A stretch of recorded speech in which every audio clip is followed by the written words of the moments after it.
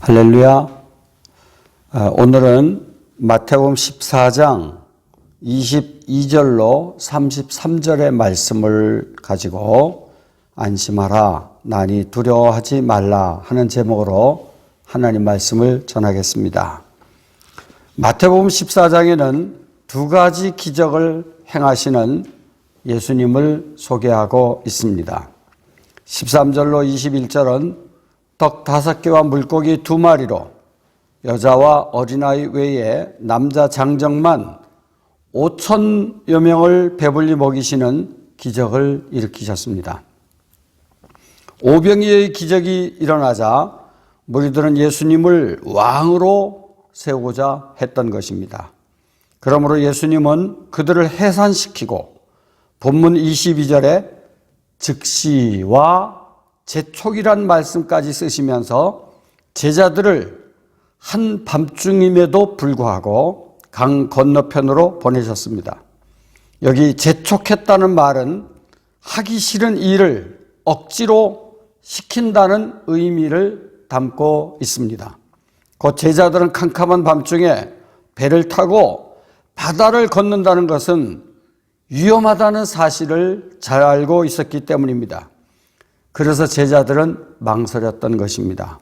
그러나 예수님은 강제로 제자들을 배에 태워 건너가도록 하셨다는 말씀입니다.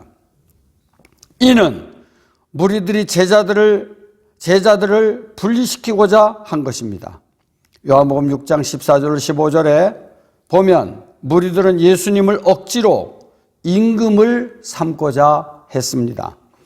그것은 마태복음 4장 9절에 광야에서 시험 받으실 때 사탄이 제안한 유혹과 같은 것이었습니다.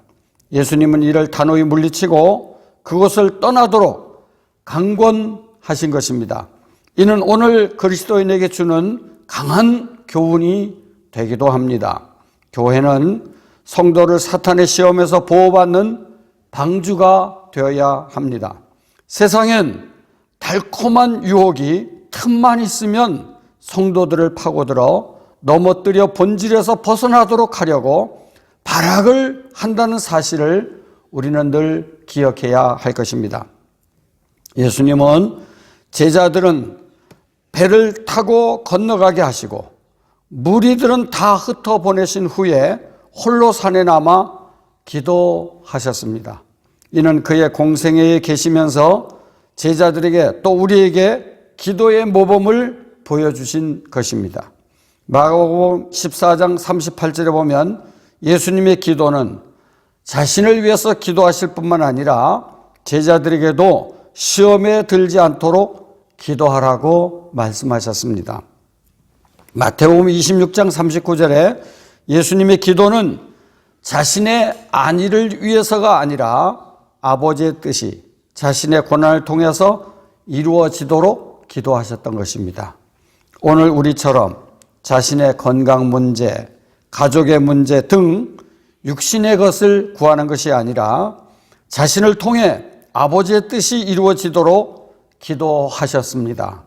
이렇게 예수님이 홀로 기도하고 계시는 동안 제자들이 탄 배는 바다 한가운데까지 나아갔습니다. 요한복음 6장 19절에 보면 제자들이 노를 저어 10여리쯤 가다가라고 했습니다. 이제는 바다 한복판까지 들어가게 된 것입니다.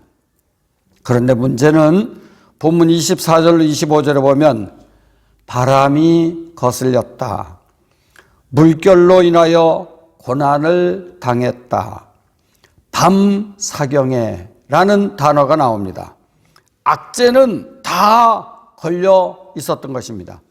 이 바람은 돌풍과 기후 변동으로 일어나는 현상을 의미합니다. 갈릴리 바다를 건너던 제자들이 갑자기 역풍을 만나 거센 파도에 배는 침몰 위기에 몰리게 되었습니다. 24절 하반절에 보면 고난을 당하더라 라고 했습니다. 이것은 제자들이 풍랑으로 인해 육체적 고통과 정신적 고통, 두려움에 휩싸여 있는 상태를 표현한 말씀입니다. 이것은 인생 여정에 뜻하지 않은 고통으로 두려워 떠는 오늘날 모든 사람들의 모습과 똑같은 모습일 것입니다. 그냥 두면 파도에 침몰되어 모두 죽을 수도 있는 위험에 빠지게 되었습니다. 그것도 한밤중이니 두렵기는 더 했을 것입니다. 그런데 산에 올라 기도하시던 예수님은 제자들이 당하고 있는 고난을 보고만 계시지 않으시고 사경을 헤매고 있는 그 현장, 노를 젓느라 지쳐있는 그 사람들, 곧 제자들을 예수님은 찾아오셨습니다. 25절에 밤 사경에 예수께서 바다 위로 걸어서 제자들에게 오시니라고 했습니다. 제자들은 칠흑같이 어두운 바다 한복판에서 살아남기 위해 사투를 벌이고 지쳐있는 상태였습니다. 순간순간 생명의 위협을 느끼며 죽음의 공포에 휩싸여 있었습니다. 바로 그때 예수님께서 바다 위로 걸어서 제자들에게 오셨습니다. 이것이 기독교입니다. 죄와 고통으로 공포에 쌓이는 불쌍한 인간을 찾아오신 구원의 주님, 멸망의 자식을 구원하러 오신 주님을 믿는 것, 이것이 바로 기독교입니다. 예수님은 생명과 우주의 창조자시며 자연까지 다스리시는 하나님이십니다. 마태복음 8장 27절에 바람과 바다를 꾸짖으시니 잔잔해지는 것을 본 제자들은 이가 어떠한 사람이기에 바람과 바다도 순종하는고라고 하며 깜짝 놀라게 되었습니다. 오늘 본문 33절에도 진실로 하나님의 아들이로소이다 라는 고백을 하였습니다. 오늘 본문에 바다 위로 걸어오시는 예수님을 본 제자들은 유령, 곧 악령인가 하여 무서워 소리 질렀습니다.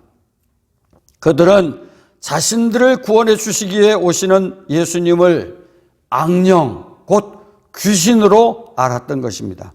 그때 예수님은 즉시 유데오스, 안심하라, 나니 두려워하지 말라라는 말씀을 제자들에게 주었습니다. 주님은 위기에 빠진 제자들을 구원해 주시기 위해서 그 위험한 현장에 직접 찾아오셨습니다. 그리고 그들을 구원해 주셨습니다. 이때 베드로는 주님이시거든 나를 명하사 물 위로 오라 하소서라고 주님께 요청했고 우리 예수님은 오라라고 하셨습니다. 베드로가 배에서 내려 예수님께로 가다가 바람을 보고 빠져가면서 큰 소리로 나를 구원하소서라고 할 때 우리 예수님은 또 유데오스, 즉시 손을 내밀어 건져주셨습니다. 베드로는 신앙 고백을 할 때도, 물에서 내려 예수님께 걸어갈 때도, 부활하신 주님을 만나러 무덤을 향해 갈 때도, 배에서 고기를 잡다가 바깥에 계신 분이 주님이시라는 소리를 듣고 물속으로 뛰어들어 예수님께 달려갈 때도 언제나 앞서갔던 신앙인이었습니다. 그러므로 그는 수제자로 교회를 섬기는 일에 언제나 앞장섰던 제자였습니다.